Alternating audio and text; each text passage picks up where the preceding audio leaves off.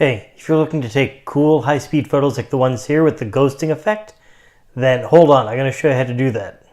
And it's going to be as simple as setting your flash in the right setting. I'm going to show you in my Canon 580 EX2 how you have to set your flash to the multi-function flash. Set it to Set it to a stroboscope. Set it to stroboscopic, which really means it's going to fire the flash multiple times very quickly after the flash starts. So hang on and check this out.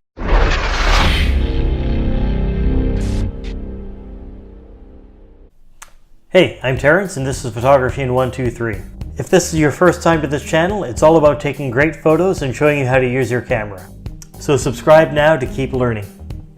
So as I said, I'm going to show you how to do this on a Canon 580 EX2. This is the flash that I've been using for quite a few years. For most of the Canon flashes, the procedure is going to be similar. If you use a different camera brand, the procedure will probably be very similar as well, but the names may be a bit different for the buttons. First thing we're going to do is turn the flash on.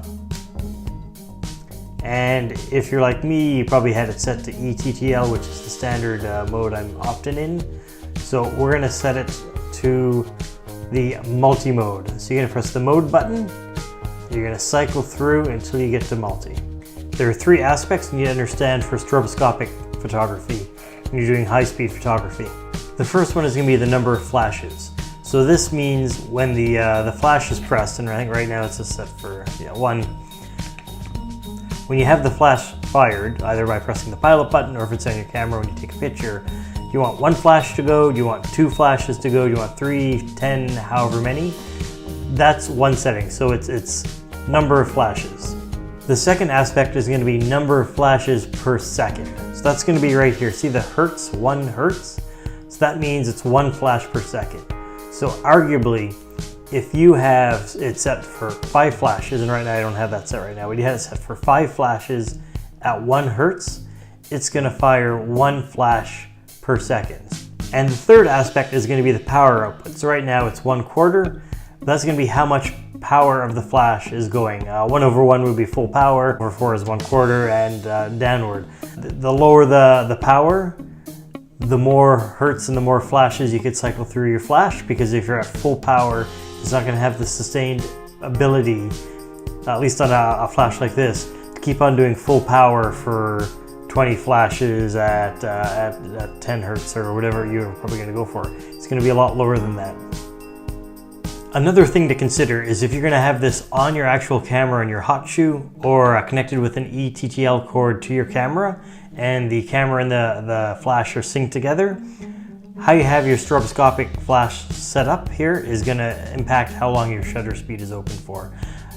How you calculate that is you want to take the number of flashes you're going to pulse. So just say you're going to do 10 flashes and you want it to go 5 Hertz, so 5 flashes per second. You're going to take the 10 number of flashes divided by the speed, 5 per second. 10 divided by 5 equals 2. Your shutter is going to be open for 2 seconds. That's how you need to do that calculation. Now, if you use it like I use it, and what I essentially do is I have my camera set to either bulb mode or to be open for a few seconds, I'll set the stroboscopic setting on here, whatever I want, and I'll just press the pilot button to fire off the flash, and then I'll close down my shutter manually myself. That's how I do a lot of my, my cool shots. You can do it either way, but at least the way I do it, you don't have to worry about the math of how long shutter needs to be open. Just do bulb mode, get your remote release, open the shutter, have the flash fire as often as it needs, and then close your shutter.